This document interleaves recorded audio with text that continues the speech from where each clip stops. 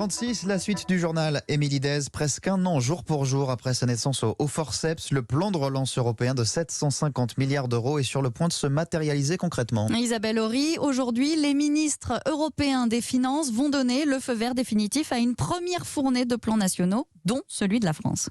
Oui, cette fois, c'est la toute dernière étape. Ensuite, il ne restera plus au gouvernement qu'à signer une convention de financement avec Bruxelles.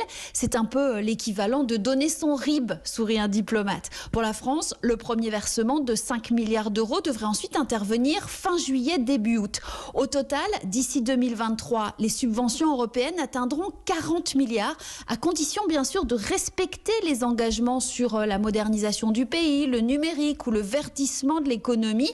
Une longue annexe va accompagner la décision européenne. Elle liste tout ce que Paris a promis de faire. Ça va d'un verdissement de l'entretien des voies ferrées à des investissements dans la cybersécurité, par exemple. Pour débloquer les prochaines tranches, il faudra progressivement remplir ces objectifs. Ça peut paraître contraignant, mais c'est la même chose pour tous les pays.